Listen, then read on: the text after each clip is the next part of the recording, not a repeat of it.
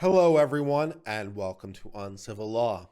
For today's story, we're covering a situation from our brothers up north in Canada. In this situation, some people were giving speeches at a university in Canada. The speech was controversial, and people showed up to protest the speech. Amnesty International of Canada has written a letter to the university.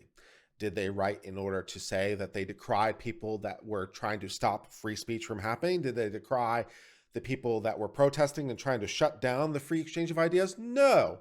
They instead protested the university for allowing the speaking of controversial ideas at a university. Amnesty International. Super exciting. So we're going to read their letter and discuss. Let's get started. From Amnesty International of Canada to the President and Vice Chancellor of York University in Toronto, Ontario, Canada. Dear Dr. Lenton, Amnesty International is writing this open letter to request that you convene an independent review into all concerns associated with reservists on duty, hear from former Israeli Defense Force soldiers event, organized by the Hurut Zionism Club at York University on November the 20th, 2019. Personally, I think that hearing from former IDF soldiers might be interesting. It might be informative, for if no other reason, to see how, a different military's customs compared to one's own military customs, and to hear about different struggles of different people in the world. It's part of the interest of getting diversity and diverse perspectives, to hear about how other people do it. So this sounds like a topic I might go to. Sounds potentially interesting. Let's read on. As you know, this controversial event was met with protesters, which descended into violent confrontations outside the venue. It was clearly foreseeable there would be controversy and protests, given the history of human rights violations committed by Israeli Defense Force soldiers amidst the illegal occupation of the Palestine territories. This was exacerbated by the fact that a member of the Jewish Defense League, a far-right group classified as terrorist organization in the U.S., and with a record of violence and assault and protests, were allowed on campus. Well, there's a whole lot in that paragraph, isn't there? The issue dealing with Israel and Palestine is, of course, an endless quagmire of complication, and a lot of different perspectives on this are potentially valid. And if you're of the mind that Israeli is occupying Palestine, a country that wait, let me see if Canada actually recognizes. Hold on. So that was a whole lot in that paragraph, wasn't there? So first issue is Israel's occupation of the so-called Palestine territories.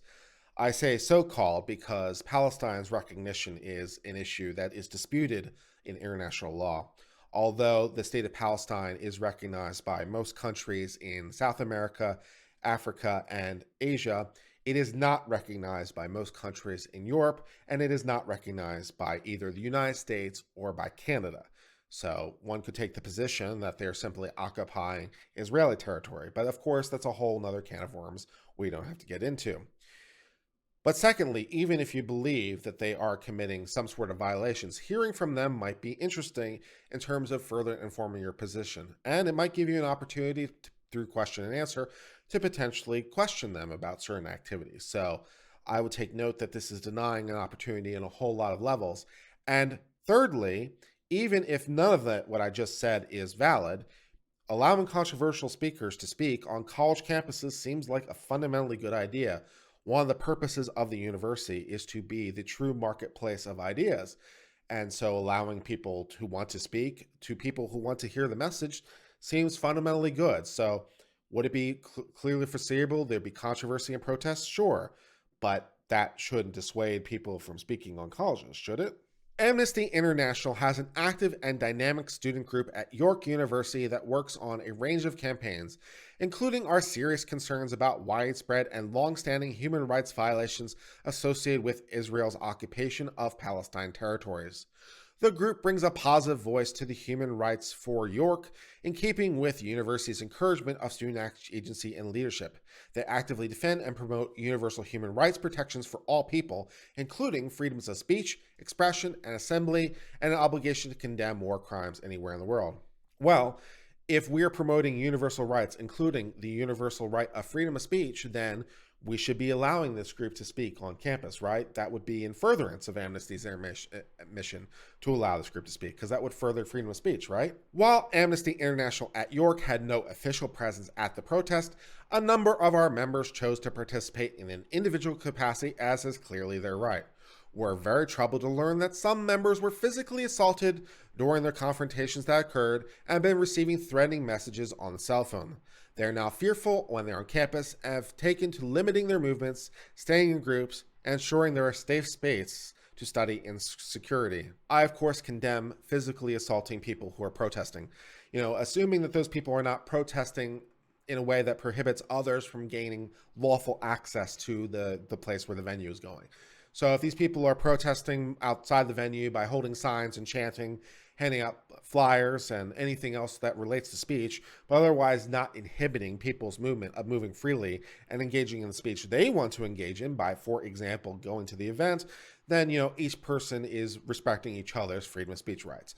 The people who want to go to the event are allowed to go to the event, engaging in their free speech rights, and the people who are outside the protest are allowed to protest, engaging in their free speech rights.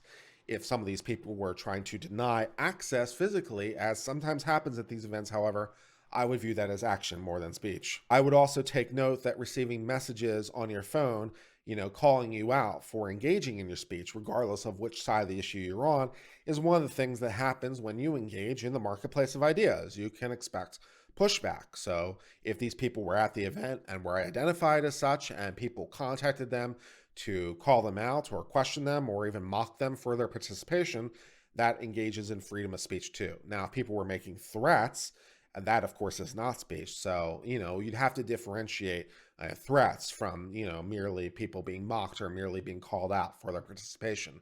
But that doesn't seem to be delineated here. So I need to know a little bit more in order to adjudicate what is happening here in terms of the free speech versus true threats kind of interests. It is evident that considerable confusion, tension, and fear associated with the November 20th event and its aftermath lingers. That is clear from a number and nature of statements and resolutions that have been issued by various student groups on campus. We have noted from the university statement on November the 21st that you have taken 2 steps in response, namely tasking the Vice President of Equity, People and Culture and your Division of Students to take a lead in developing strategies for fostering a more productive dialogue around these issues and launch of an upcoming freedom of speech working group to make specific recommendations on how to create a more respectful climate on campus for a discussion of difficult topics. At least on the surface of how it's raised, seems perfectly reasonable.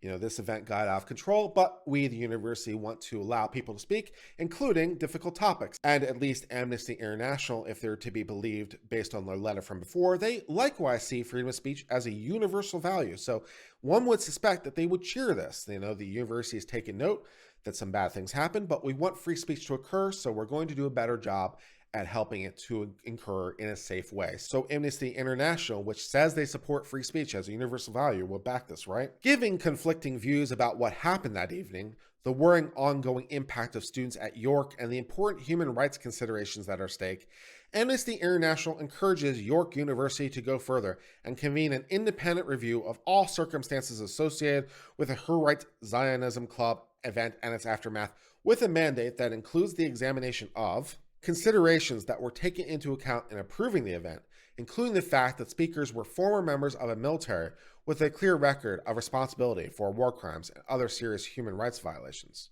Even assuming that's true, you yourselves, Amnesty International, describe freedom of speech as a universal value. So that would apply to these people, wouldn't it? So they should have approved the event because they have a right to speak, right? Decisions made with respect to presence of members of the Jewish Defense League on campus. Again, freedom of speech is a universal value, which would presumably include this group. Measures put in place to uphold the freedom of expression and assembly while ensuring public safety and the security of all protesters. I'm confused now. Do you want freedom of expression or not? Because your previous 2 bullet points seem to suggest you don't want freedom of speech for certain people. You don't want freedom of speech for the IDF. You don't want freedom of speech for the Jewish Defense League. But now you're saying you do want freedom of speech and freedom of assembly. Which is it exactly? A little inconsistency there. Decisions and actions of security personnel and university officials as the protests proceeded and confrontations occurred. The role of Toronto Police Service officers. allegations of violence and other criminality perpetrated during the demonstrations, and measures taken to respond to ongoing concerns about threat and intimidation in the aftermath of the event. Presumably, most of those would qualify as police issues, so the role of the Toronto police service officers would be, among other things, to deal with the violence that was occurring during the time and potentially deal with ongoing threats and intimidation to the extent they represent true threats. So that seems all part and parcel of the police role, but you seem to be questioning the police's taking action on the one hand. You seem to be saying the police acted inappropriately by conducting themselves, and you're also asking them to do more. So, like, are you upset that they did as much, or are you upset that they didn't do enough? It's a little unclear. The independent review should also make appropriate recommendations with respect to accountability, redress, and reform. Amnesty International urges the administration at York University to pursue this review with attentionness and seriousness it deserves, and to engage professionals and experts to assist with this. Amnesty International firmly supports and in fact encourages peaceful debate on the Israeli-Palestine conflict. Presumably, that might include peaceful debate from people who have a material stake in this, such as members of the IDF, or not. Okay. It is our hope that this review will provide insights into ensuring that such debate can and will happen at York in a manner that respects and upholds the crucial human rights concerns at stake, and will be consistent with the university's commitment to inclusion and diversity. Sincerely, Alex Neve, the Secretary General of Amnesty International in Canada. So that is the end of our review of the letter from Amnesty International of Canada. In this letter, we learned that there was an incident that occurred at a Canada university where members of the IDF came to talk about their former experiences as members of the IDF to people who might be interested, and some protests occurred. And Amnesty International wants a thorough review of this. Now, they want to make very clear they support freedom of speech of all. It's a universal right.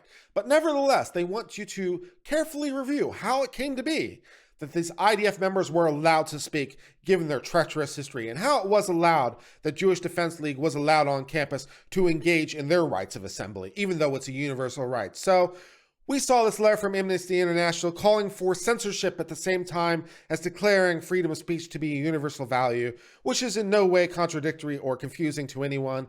And that, my friends, is the end of this story.